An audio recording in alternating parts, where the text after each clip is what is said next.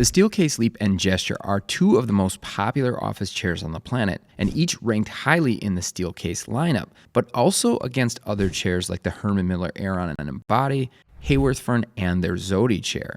But I believe after having both chairs for almost 5 years now, one of these chairs is definitely better than the other, and I'm going to prove it.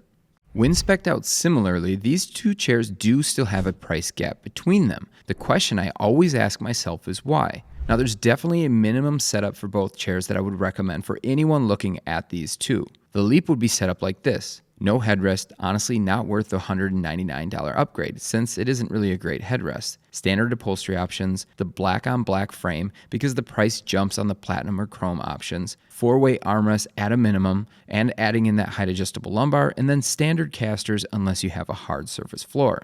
The Steelcase Gesture, no headrest. That's going to make you guys crazy because we all know that that is one of the best features on this chair, so if you want to shell out the $299, go for it.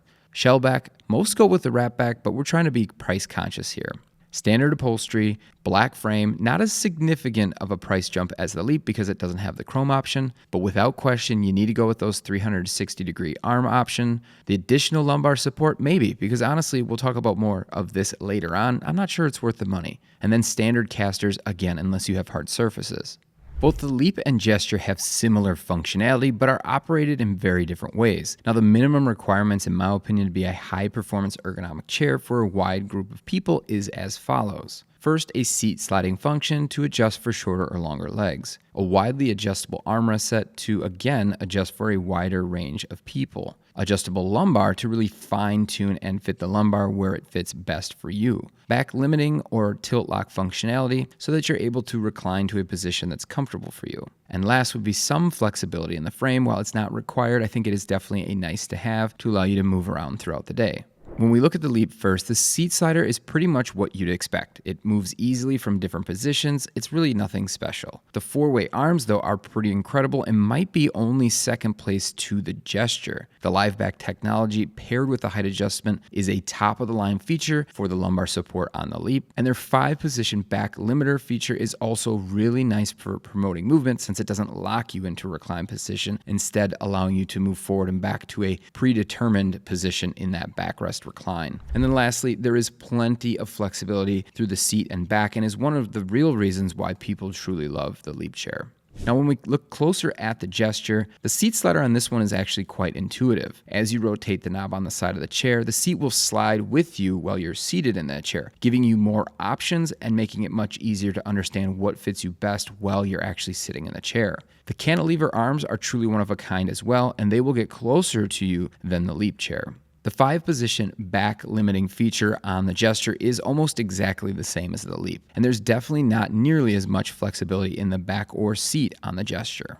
Comfort on an office chair is again a very subjective thing. However, I do believe that after reviewing hundreds of chairs and seeing most of your comments, I have a pretty solid grasp on what people are really looking for. Now, there are 4 key areas that we're going to look at comfort on the chair. We'll start with seat. This is where I really think the difference in the chairs starts to show itself. When you look at the Gesture versus the Leap, while both seats look somewhat similar, each has a thinner profile. The way they actually sit is significantly different. Now, at the most basic level, the thin profile of the seat was an intentional design. This is one of the most commonly used designs for premium office chair manufacturers, and it's based on an ergonomic design principle that have been studied for years by ergonomists. But the problem, of course, with this is that any small tweak to the shape of the pad or the shell or cavities in the actual backrest or seat pad are going to have a major impact for certain people's comfort preferences. Now, this doesn't mean that thick seat pads are the answer, especially if they're too soft, since they will almost always compress on themselves, creating those awkward pressure points as well. Sitting in each chair with proper posture and focusing more on the right seat pad shape and the underside design will ultimately lead you to success. For me, the Leap is a much better option than the Gesture. I don't particularly like the way that the pad feels on the Gesture with the way they've sort of positioned the cavities underneath the pad, as it feels like that pressure is really built up specifically under my tailbone. In addition to that, the Gesture almost always puts you in this more forward position versus that sort of comfort locked in feel that you get with the Leap. While you can easily move around in both, the Gesture feels like it moves less and leans too far forward for me.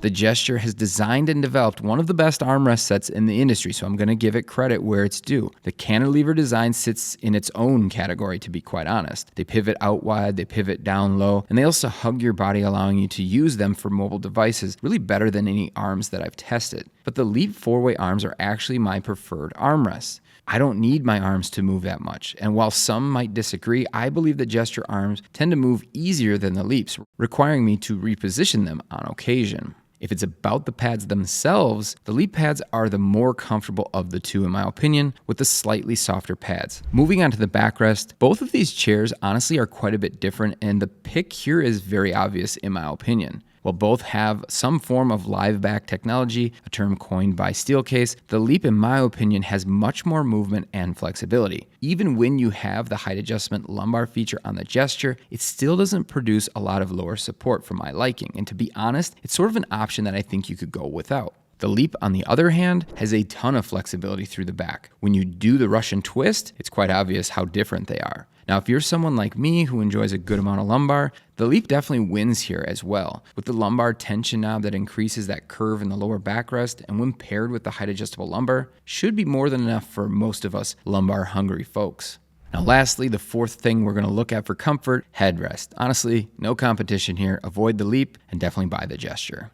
One thing I have to say about both the Leap and Gesture is how well built both of these products actually are. Now, the core of the Leap chairs that we get in for BTOD for a refurbishing division can still be in really good shape even if they're from the 2006 and 2000 timeframe. Now, the Gesture, on the other hand, hasn't been out quite as long, launching in 2013, but that is still a solid 7 years out in the field. We just don't see nearly as many Gestures because they aren't a true workhorse in the Steelcase lineup. I think that aesthetics play a large part in many of the purchases that we make every day. I mean, who really wants to have an ugly office chair sitting in their space that they spend upwards of 50% of their life in? But the thing about looks is that it is without question one of the more subjective things. Of course, the same could be said for a lot of things about office chairs in general. While both chairs have some similarities, they are in fact quite different. Overall, I would say that most people would probably say the Gesture is a better looking chair, but that could also depend on how you spec it. What do you guys think? This can definitely be a tough one. Let me know in the comments. The bottom line with both chairs is that while the Gesture might have the best arms in the world, the Leaps aren't far behind. It's more like a S tier versus S tier plus. The Gesture doesn't have nearly the flexibility throughout the back and seat pad when compared to the Leap either. So if you want significant lower support, solid armrests, and a chair you can move around in, then the Leap is one of the best options honestly on the market. If you want to sit on a headrest and that's all you care about, maybe the Gesture's a better pick, but I'm sticking with the Leap.